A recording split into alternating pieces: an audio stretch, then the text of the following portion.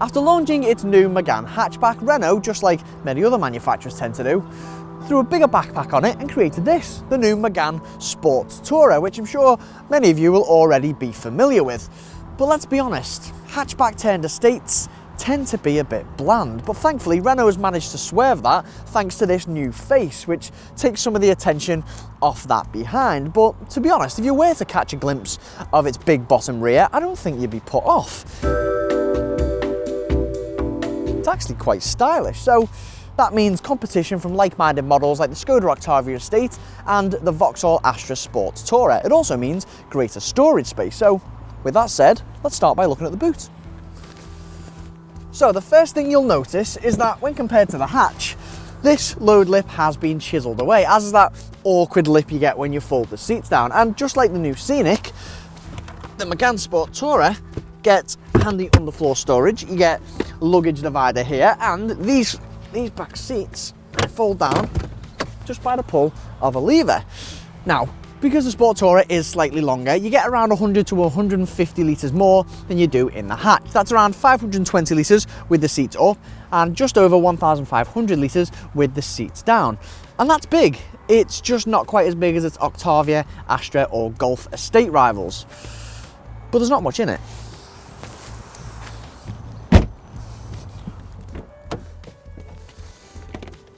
Boot space isn't the only enhancement in the Sport Tourer though. Let me just get that out your way, because now that the roofline is slightly higher, you have actually got a bit more headspace. I mean, tall passengers might still get the hair squashed a bit, but at least there's enough leg room that if you wanted to, you could stretch out like this.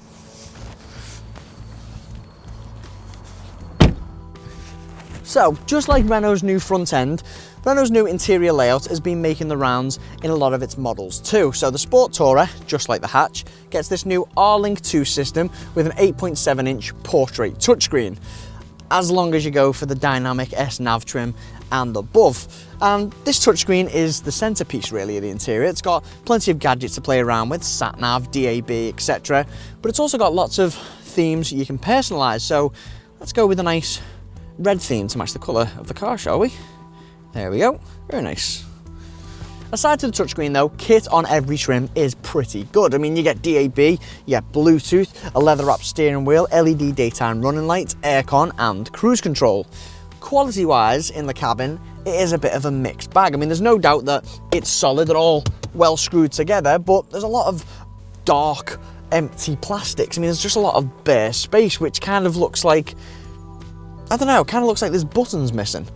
But aside to that, it is quite practical in here. There's plenty of cubbies and plenty of little compartments dotted around, which give it a nice family-friendly feel. Right, let's do some driving.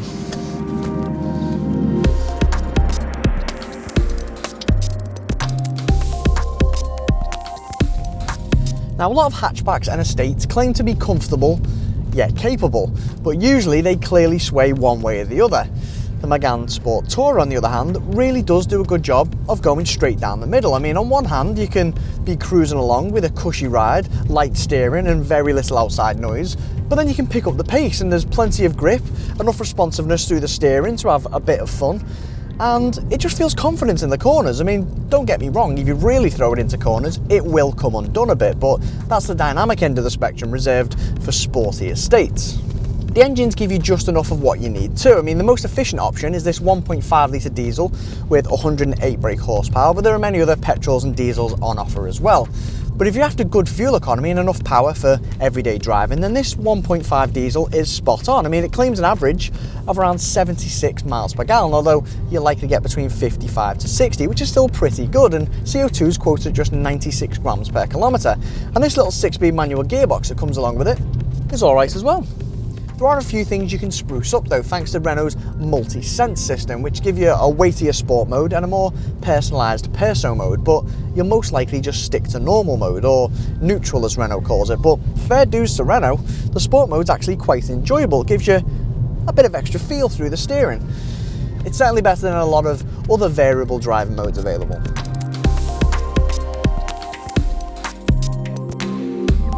As is usually the case with Renaults, you do pay a premium from the off, with Sport Tourer models starting from £18,500 or 22,500 if you go for this Dynamique S nav model.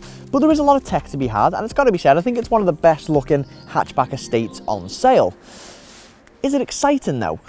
Well, it's hardly sporty, but if you're after practicality, and no doubt you are if you're after an estate, then do you really care that much about sportiness? Like I said, it's a smart and inoffensive car to drive. Reminds me a bit of a Kia, really. What do you think of the Megane Sport Tourer? Let us know in the comment section below, and don't forget to subscribe to our YouTube channel.